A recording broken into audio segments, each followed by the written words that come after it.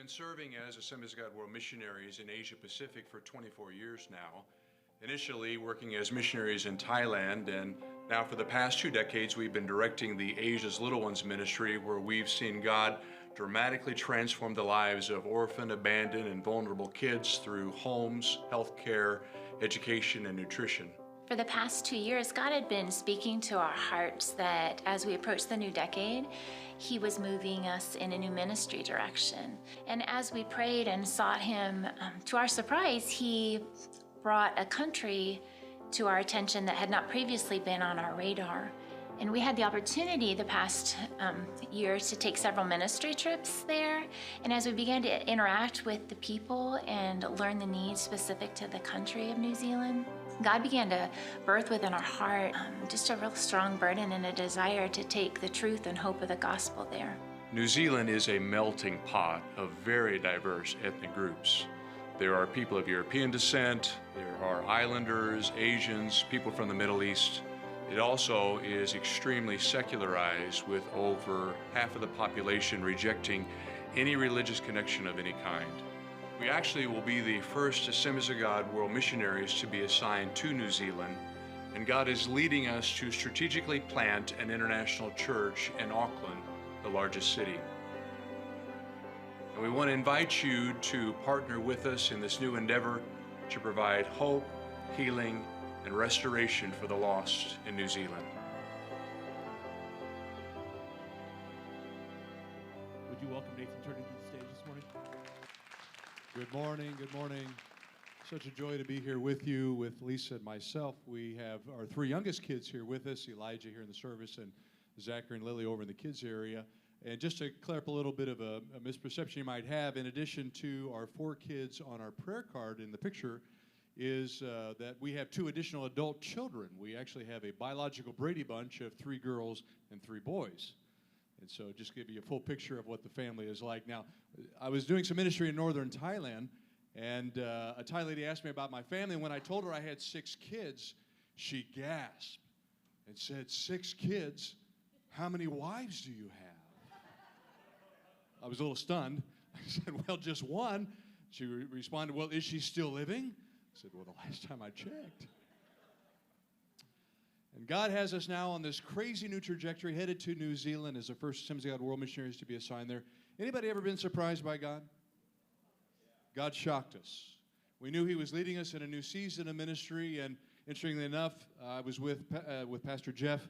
We were in leadership meetings in Bangkok, Thailand in early 2019, and he came and we met, and he said, would you guys pray about going to New Zealand and pioneering some stuff and doing a new church plant. And that was a shock, because all of our ministry for more 2+ decades has been in the undeveloped world. I mean, all that I knew about New Zealand was the land of Mordor. You know, it's go visit the Shire, the beautiful scenery, the majestic mountains, the lovely coastlines of fjords. And as God was opening doors and we had ministry engagement, what we found is it is indeed a land of beautiful scenery, but in stark contrast to that, it is a land of barren spirituality. It's very similar to Europe, where Christianity was prominent in its past, but today secular atheism is the dominant driving ideology.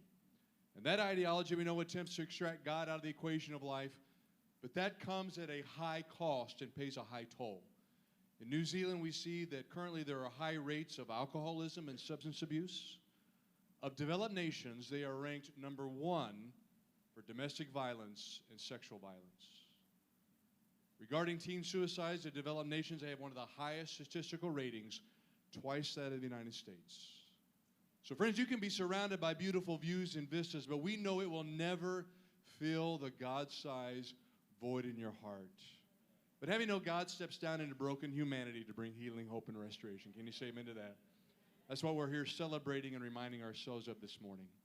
And we've had the joy over the years of ministry we had in Asia Pacific to see God do some remarkable, miraculous things, to see His work of transformation. And in kids and teenagers like Jerry, we were working with some after-school program and ministry, weekend ministry in a slum community in Cebu, Philippines. And Jerry, like many of his teen peers, was on the same path of self-destruction. To deal with the hopelessness of his situation, the despondency, began to experiment with drugs and other substance abuse items. And he heard about the weekend outreach that we were working with, and out of curiosity, he started attending. And if you asked him why he came, he would actually tell you that he came for the free snacks. Now, how many know with a teenage young man, you know, free snacks is like an irresistible magnetic pull? I love that because you know what? If God can use chips, cookies, and crackers, how many know God can use us to point others to the cross? That's what drew Jerry there. But when he came, his heart was captivated. He heard about God's love.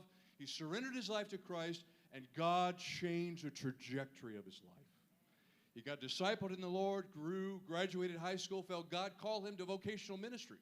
It was beyond his financial means. We were able to find a scholarship. He attended a local Bible school, which he did for 4 years, graduated with honors, and today, Jerry leads the very ministry that led him to Christ. Isn't that marvelous? How God works in broken humanity to put the pieces of lives back together.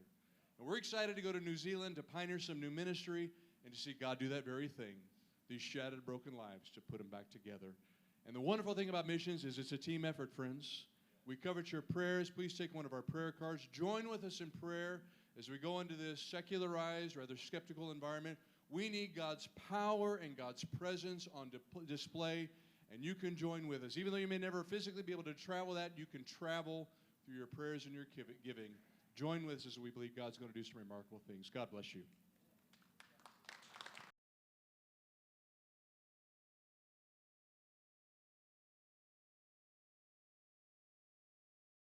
Online. Hey, I want to introduce our missionary guest today. This is Jeff Hartensveld and his wife Liz, and we are excited about having them share at Livestream Church today. I'm excited because they've got quite a history of great missionary work in the Asia-Pacific area, but they also have a great overview of what God is doing in that region of the world because they help oversee a number of missionaries that are serving there. And so they're involved in a lot of things. They've got a really broad and wide vantage point of what God is doing in that part of the world. And it's an important part of the world that needs to be reached for Christ because there are so many people of so many different types of religions that are present in that area. It's vast. It's separated by much ocean. But there's a way to get the gospel into these areas so that people who have never heard the name of Jesus will hear the name of Jesus. And Jeff has been a part of that. And we are glad that he's with us today. Would you give a warm welcome to Jeff and Liz as Jeff comes to bring the word to us today? All right. Good morning, everyone. Hey, it is just wonderful to have now spent since yesterday we had our missions banquet, and now this morning, second service here today, but just great to get to know this church family and to hear about the amazing things that are already being done through you. You know, your giving, your praying, and all the parts that you are participating in missions. So thank you so much just for your generosity. Liz and I also, just going to give you a little bit of our history. We served 23 years in Indonesia, and a lot of the stories you'll hear today are from there because, you know, that's kind of where we did the bulk of our on-field missionary service. And then now we've been, as Pastor mentioned, overseeing 40 countries in Asia and the Pacific, along with about 400 of our missionaries there. So it's been a privilege to travel around and to be a part of their lives. God is at work in those places. We're excited that the church is being planted, the gospel is being preached, and people's lives are being transformed because of a lot of ways, because of your generosity and the sacrifice of our missionaries. So very thankful for all of you. I have a couple things with me this morning, and most of it is sold out. So, but we have a couple books left, the 3 on the table in my hand here, and like 2 more. But our books are, and by the way, everything I talk about is $5 a piece. So if you can't afford that, we'll give it to you for free because it's only $5 after all, right? But the first one is a 10-day devotional called Empowered. I'll talk a little bit more about it in my sermon, but you know, sometimes as people, we call ourselves spirit-filled people, people who believe in the power of the Holy Spirit.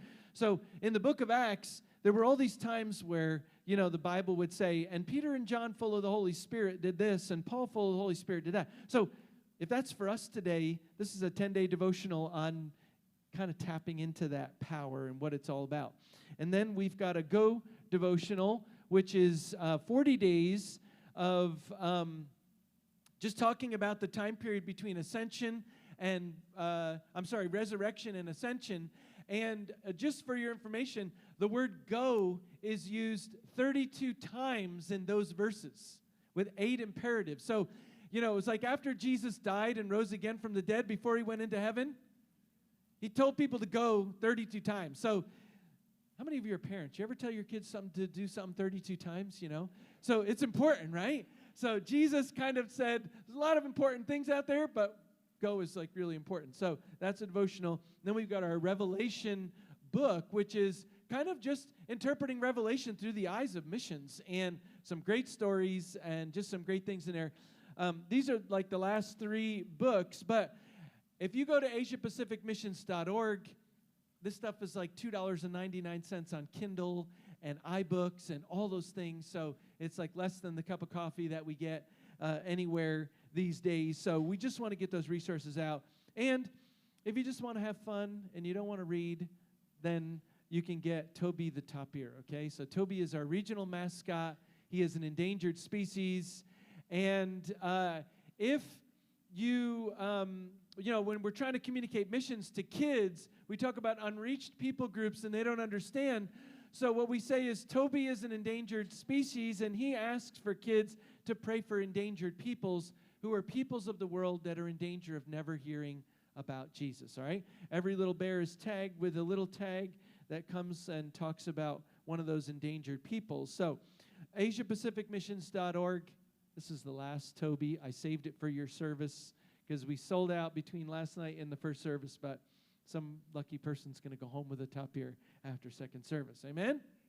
All right, let's do this. And if you're thinking about lunch, the reason why tapirs are endangered is because in Asia, they've eaten like all of them, okay? So, it's second service. It's close to lunch, so I'm definitely going to talk about food a little bit, all right? You can forgive me for that, but, that is sometimes on our mind. And sometimes when it comes to missions, today I'm going to talk about Ready, Set, Launch.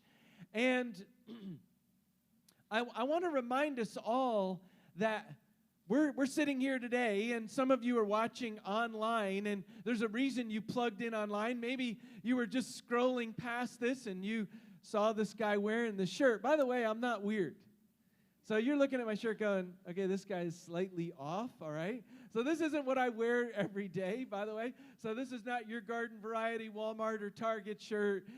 This is like full-blown formal Indonesian like wear, okay? So if I went to a wedding, I'm ready to go. I said to Liz when we left the hotel this morning, I said, hey, I'm ready for a wedding here, okay? So, I have normal clothes that I usually wear when I'm going around here in America. Although if I wanted to draw attention to myself, I could do that.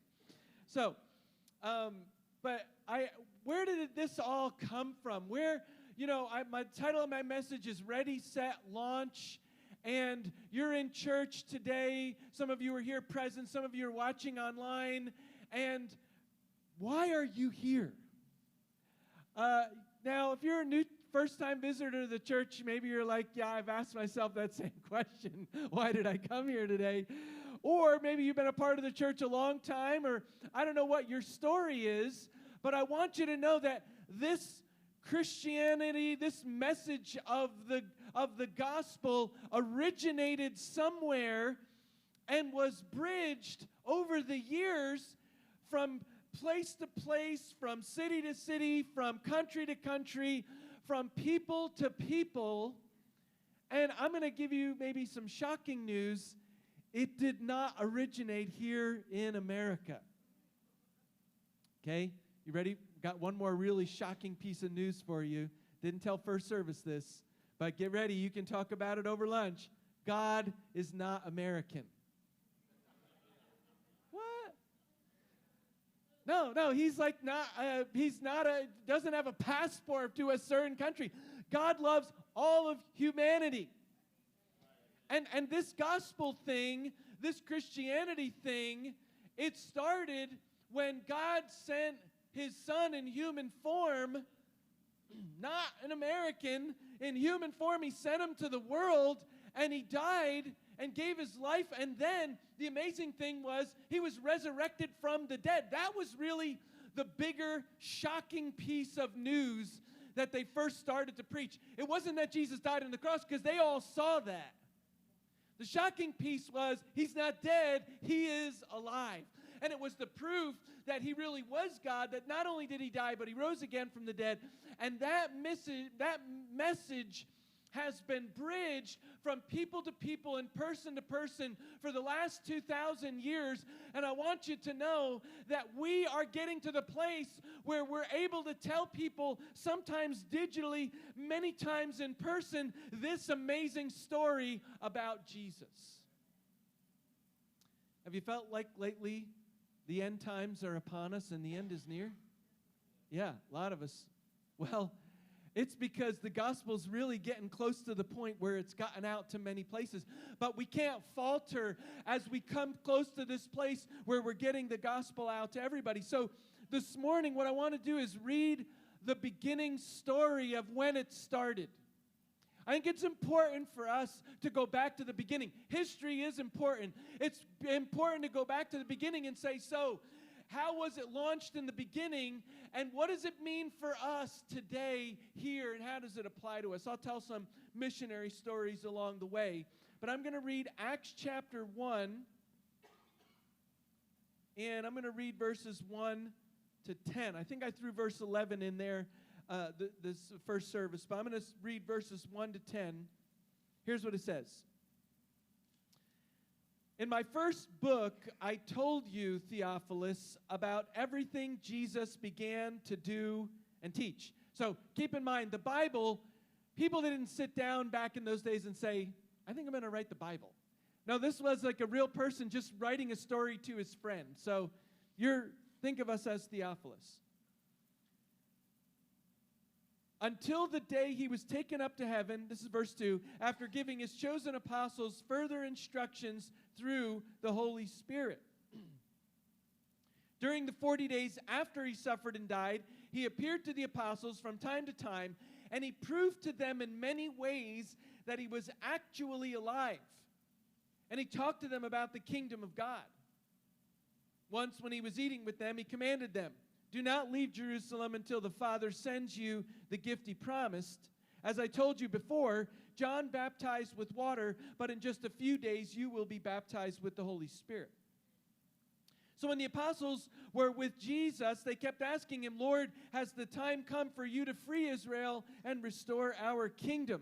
He replied, the Father alone has the authority to set those dates and times. They are not for you to know, but you will receive power when the Holy Spirit comes upon you, and you will be my witnesses, telling people about me everywhere in Jerusalem, throughout Judea, in Samaria, and to the ends of the earth.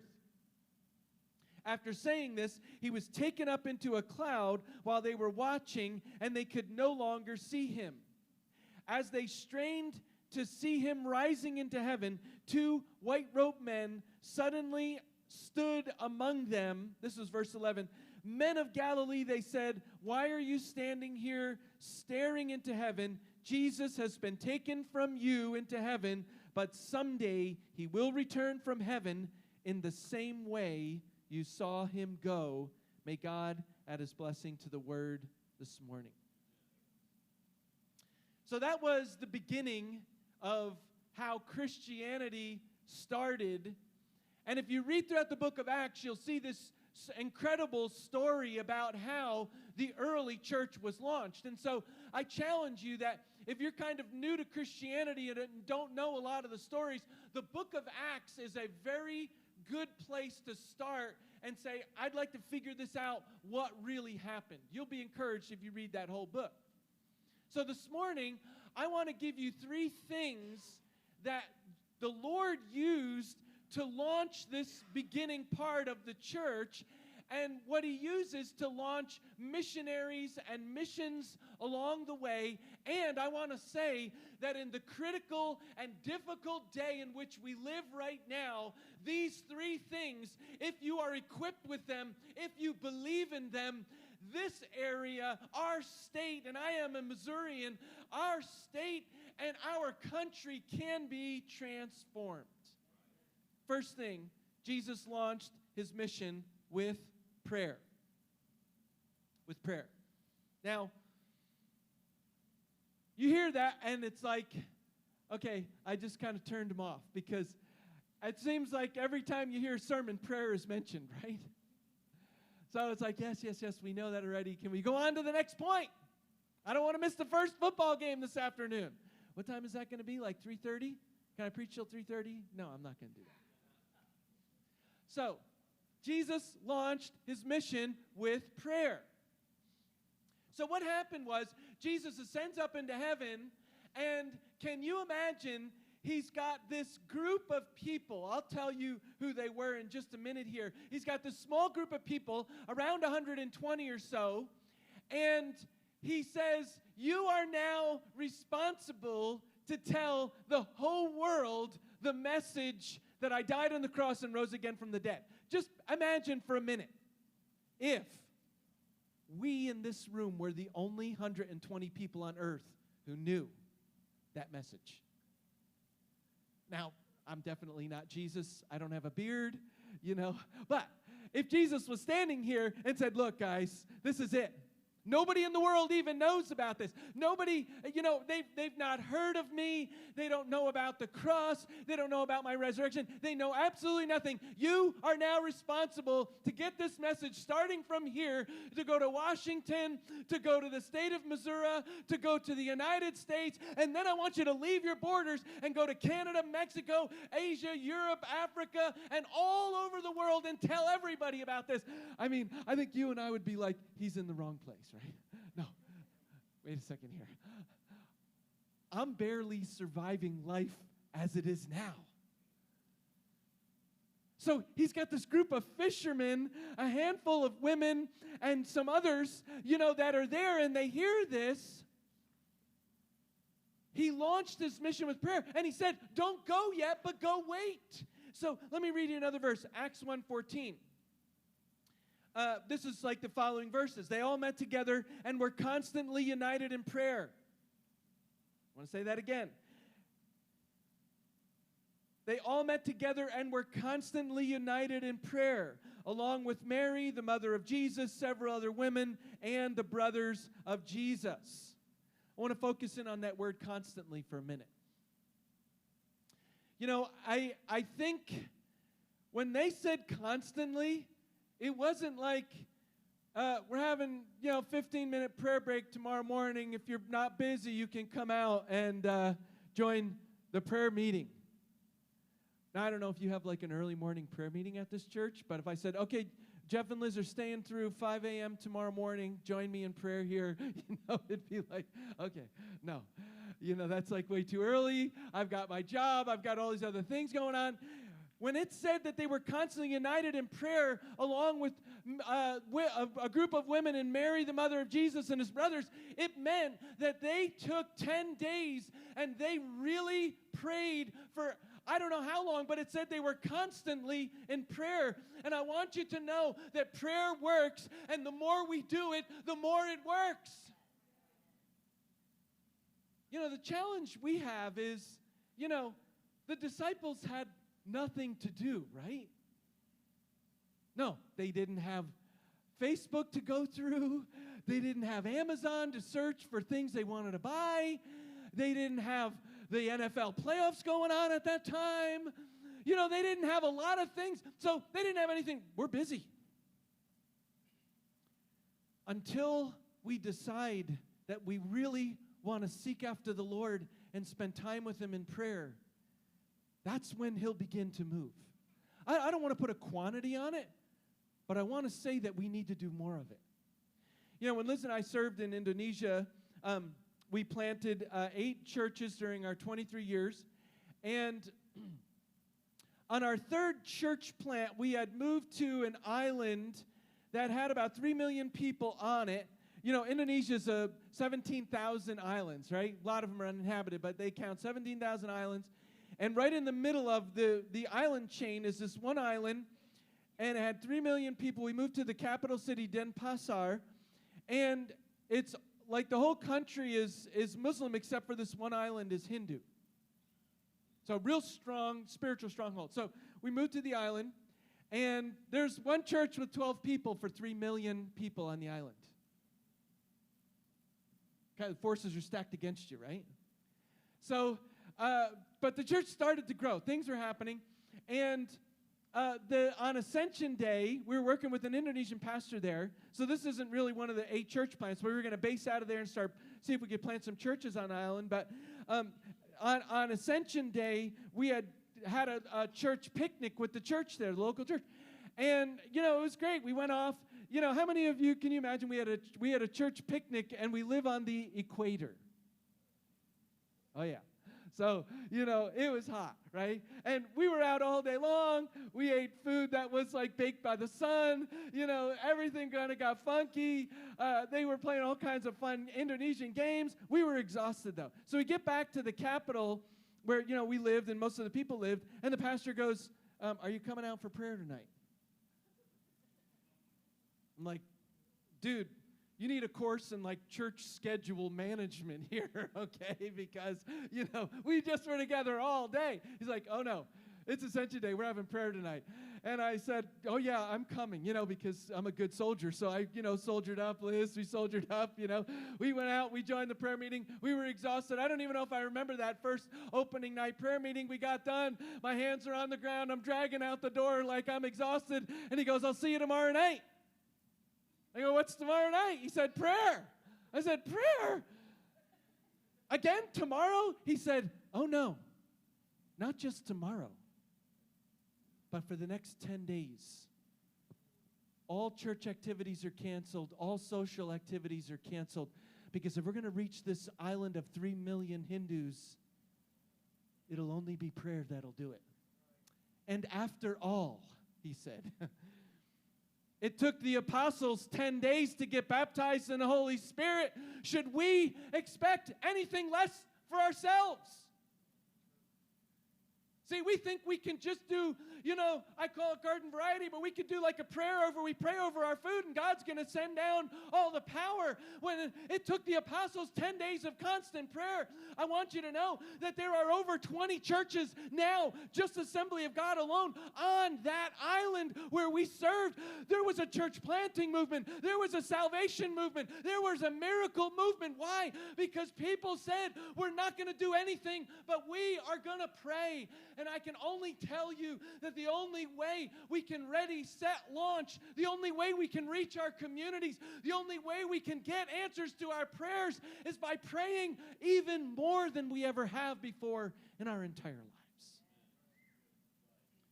We are the most distracted group of human beings in all of human history. And look, it's not a U.S. thing. No, I mean, I don't know, there's like 6 or 7 billion people on Facebook now. I don't know. But no, we're distracted. Can I challenge you that beside praying more, that every once in a while you would fast from things like media? We talk about fasting food.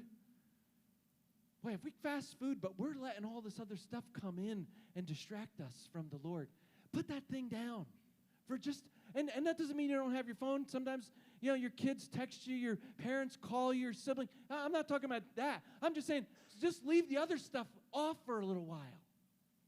And say, I'm going to take that time and I'm going to pray and seek the Lord. I just want you to know that prayer works. Second thing Jesus launched his mission with is power. My book, Empowered, is these 10 times in the book of Acts where, and Peter and John full of the Holy Spirit and Paul full of the Holy Spirit. I want you to know that I am a Spirit-filled Christian. The day of Pentecost was not about speaking in tongues, although that's in the story. That was this initial physical evidence that people saw in the lives of these early apostles, but I want you to know that the proof in Pentecost happened after the day of Pentecost when the disciples went out and filled with the Holy Spirit, they boldly shared the gospel. I heard from Pastor this morning that we have this list of 8 or 10 people that we're just praying for and we're believing God for. Well, listen, I want you to know that the Spirit can fill you and give you the right words to say and give you the boldness to say the things that need to be said or to invite them to come to church or whatever it is that you need. That Jesus launched this mission with power. I wish there was time to talk about all the power miracles inside of the book of Acts. There are so many of them. But I want you to know that we need that power if we're going to see this world changed and transformed. The world we live in is hungry for the supernatural. You don't believe me? Ask what the top television series are on Netflix, Amazon Prime, and I'm probably missing a whole bunch of other ones now. You know, Disney, Paramount, I don't know, whatever you, Hulu, whatever you like to stream. The people are enamored with the supernatural, whether it's visitations by spiritual beings, people from outer space, or, you know, whatever these things are. There is just a total interest. And listen, when you are filled with the Holy Spirit and the supernatural takes place, you won't need Hollywood to give fake graphics so that people believe it's happening. It will really happen. I'll share one story from our time and years in Indonesia. When we were serving, I talked about, church planting, and I'm going to share about our very first church plant. We arrived in Indonesia in our early 20s, no kids, and it was great, actually. When we had to make the decision to come back to take the leadership role in the mission, it took several weeks for me to respond to the executive director who's asking us to do this, and he's like, I haven't heard from you in 3 weeks. Why haven't you given me an answer? And I just said, when we left to go to the field, we owned nothing, we had nothing. It was just like, let's throw caution to the wind and do this. But when we were there, when we first got there, we're in our early 20s. I had, seminary degree, and, we had some ministry. I had been an assistant pastor, some things. But the missionary mentor said, what are you good at? And I'm like, gee, I think I'm a good communicator. Liz loves children's work. We work hard, but, I got nothing, And so we were placed in a missionary outstation. And it was a Bible training center. We were training young men and women for the ministry, and we dove right in. We were teaching. Liz was leading children's evangelism teams, and I was traveling with a school team and just really enjoying our time in our ministry. And somewhere along the way, Liz got pregnant. And, it just happens, So Liz is pregnant, and the thing was, the hospital, the nearest hospital was a 2.5-hour drive from where we lived. Oh, yeah. So, and it wasn't like, get on I-44 and go 2.5 hours, I mean, it was like, as the crow flies, not all that far, but through a mountain, and, it wasn't an easy trip. So I said to Liz, it's like, well, let's go to this hospital, let's check it out, because we got to meet the doctor and do all this stuff and, get ready for the birth of this baby. So we drive to the city. It's a city of about 750,000 people, which for Indonesian standards isn't huge, but I don't know how many people live in Washington, Missouri, so 750,000 people is a lot of people. And we got to the hospital, and, I'm kind of a high-energy guy, especially before I'm a grandpa now, but, back in those days, a lot of energy. I'm like pacing the floor of the waiting room, right? And back in those days, you didn't have your phone to scroll through, so you got yourself, and I'm pacing, walking back and forth. And Liz is like, Jeff, the appointment's not for another hour. You're driving me nuts, just go out. Take a walk outside somewhere. So I started to walk around the streets of the city, and it struck me that my child would be born in a city with no churches and no Christians that I could see. And something rose up here. I don't know. I was like, no, this can't stand. We have to change this. So I can't, in good conscience, come to this city, have a baby here, pack up and go home without leaving a deposit of the gospel of Jesus Christ. No, it would be wrong on so many levels. This is why churches are supporting us. This is what that we want to see happen. And so, I announced, okay, we're going to, move part-time to that city and part-time where we were at the training center. And for the next 7 months, we preached, we prayed. Well, when I say we preached, we went to people's homes. We told them about Jesus. We prayed for people. We believed God for miracles. And 7 months came and left, and not one person got saved, and not one miracle happened. So we're getting down to the end, and I said, well, baby's born. We're losing our reason to stay here. And it was a good try. We tried. But, we had sunk a lot of prayer into that city. We spent hours and days just weeping and praying for God to move. So on one of our final weekends there, one of the students from Bible Training Center had come on the weekends to help us and just to be with us and go around with me so I wasn't alone if I was going out to visit. Liz was obviously pregnant, and then later having the baby, it was hard. So he and I were going out, and we stopped in one of our neighbors' homes, which was pretty common. And, it's kind of neat. Nisha, the hospitality is amazing. So we just walked through the streets, and people were like, come on in our house and have tea. Total strangers. So this guy we knew, though, he invited us in our home, and we're sitting in his home, and we were having tea together. And very matter-of-factly, he said to us, my mother is in the next room, and she's been in a diabetic coma for 3 days. She's been unconscious. We expect her to die at any moment. Before I could say anything, the young student from the training center said, God can heal her. And I look over and I'm like, don't overpromise. We've been here for 7 months and nothing's happened, And he goes, no. Kind of privately, he's like, no. This is all the stuff you've been teaching us at the Bible Training Center, right? So I'm like, okay, yes, it's true. We went right into this lady's room where she was lying on a bed unconscious with her son in the room. And I think initially we wanted to just, pray for her. I said, let's not pray. Let's take a moment and let's sing some worship choruses first.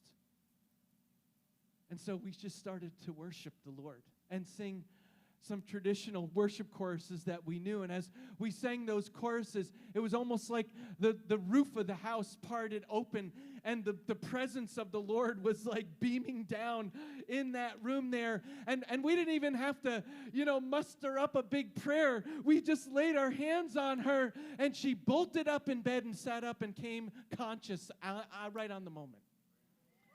Now, she was out for 3 days, and she was in bad shape, but man, she got up and started walking around and was like really, like it was a dramatic miracle.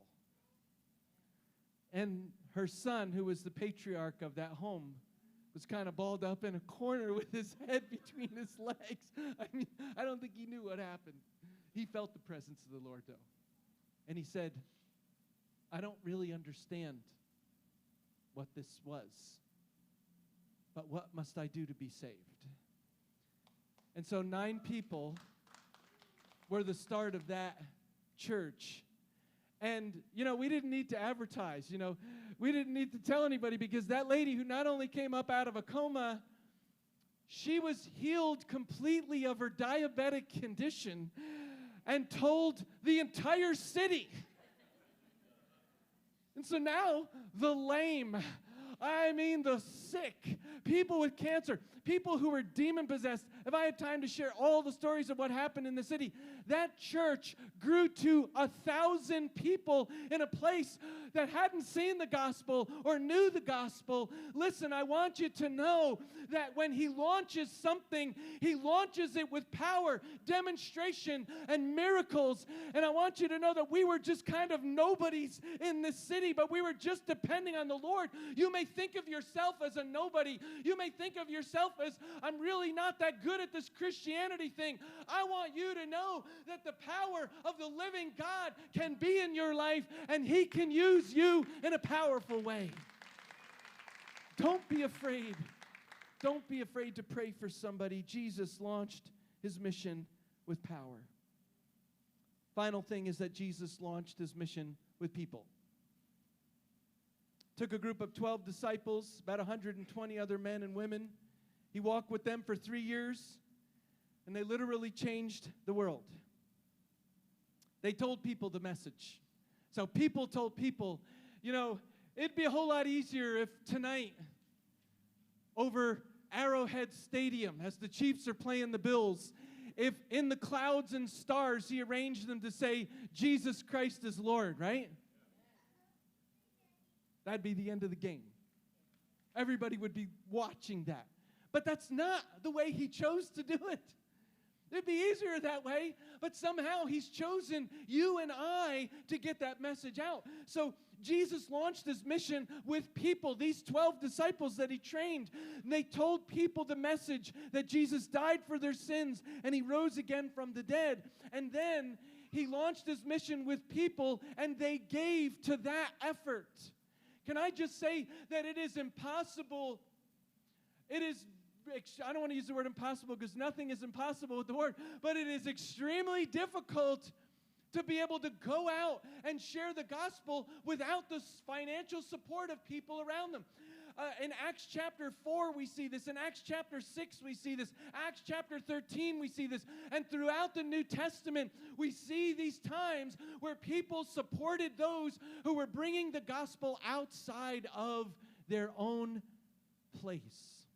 You know, as you have this faith promise card later on and you consider this, I want you to know that as people, and you especially in this setting, as you give to missions and give to faith promise, it doesn't go to the church here. It's used to help people outside. Listen, this is the generosity that the Lord wants His people to have. Can I just tell you that missions giving works? I have a variety of stories to share, but when I walked in your sanctuary last night, I was like I had one of those deja vu moments, right? And I'm going to abbreviate the story and then close, but when Liz and I were pastoring in Indonesia, it's difficult in a Muslim country to find a place to meet. It's just hard. And we had been meeting in hotels. Finally, we got some shop houses at a mall. We wiped the walls out, and God started to bless us there. During that time, we talked about these 8 churches we planted. Well, they started planting churches, and there were tiers of church plants, and many of them were poor. And we were planting a church in one of the major cities at that time, city of 6.5 million people. God was blessing us. And so I announced to the congregation, we're going to build 100 churches. Now, one of the things that we were able to do is those churches were securing land and they had labor, but they just didn't have the finances for the materials. And we used these little tabernacles that came from Buffalo, Missouri, believe it or not. The design came from Buffalo, Missouri. And we could build these things, and it would be a sanctuary that could seat 200 people. We could build it for $10,000. So I announced to the church, we're going to build 100 churches. God's going to bless us for that. So after the meeting was over, somebody came up to me and said, Pastor, how good is your math? And I'm like, well, I'm a man of faith. I don't do math, Okay, who knows what's 10,000 times 100? 1 million. And this person looked at me and said, hey, how dare you put on the backs of these people $1 million? You're not in America. You're in a poor country. How are we going to be able to do that? Secondly, they said, and furthermore, you're going to build 100 churches for other people, and we don't even own our own church. They said, you have it backwards. See, you take care of yourself first, and then you take care of others. And I looked and I said, well, actually, in God's economy, you take care of others first, and then you take care of yourself. So we went forward. We started building. But about a year and a half into this thing, we probably only built 5 or 6 of these churches. The owner of the mall where we had these shop houses came and said, we're kicking you out because there's so many people now coming to this abandoned place that you took over that we're going to kick you out and put more lucrative, rents in there. And I could go into all the things behind this, but basically the owner of the mall wanted the space back. And so we went into a time of fasting and prayer saying, God, do something on our behalf. And at the end of a time of 10 days of prayer and fasting, it kind of coincided with our annual 10 days of prayer and fasting we did. I went to the owner of this mall, and I kind of pleaded my case and said, look, we pay on time, we're good tenants, please don't kick us out. And he was a very powerful man in the country, and I didn't threaten with lawyers or anything else like that. And I said, but if you have to kick us out, would you let us build a church on the top of the parking deck, the 6th floor parking deck of the mall? Kind of thought about it, hemmed and hawed a little bit, and then I was dismissed from the meeting with no answer. But a week later, I got a brown tube delivered to my office with a set of blueprints for a 1,000-seat sanctuary, 12 Sunday school rooms, a 200-seat multi-purpose room, a giant lobby, and offices. It was like the guy was a church planner, and he wasn't even a Christian. It's amazing. Well, here's what was more amazing. He built the entire building with his own money. You see, we were being faithful in taking care of others. We weren't thinking of ourselves. I want you to know that when you think about others, God will take care of the things. The faith promise is not what you have, it's what you believe God is going to provide for you. Jesus launched his mission with people, and they gave to it. Let's bow our heads and close our eyes. Lord, thank you so much for Lifestream Church. Lord, I know some are contemplating about what they can do financially, but Lord, I pray for those that are here right now that are saying, Lord, I not only want to give financially, I want to give my life to this cause. Lord, I pray in Jesus' name that you'd stir the hearts of Lifestream, Lord. Stir the hearts of those that want to get sent out, and stir the hearts of those that want to contribute and be generous, Lord, with your kingdom. So, Lord, thank you for this word. Let it be a seed planted in our hearts, growing strong, producing much fruit. And we ask all these things now in Jesus' name. Amen. God bless you.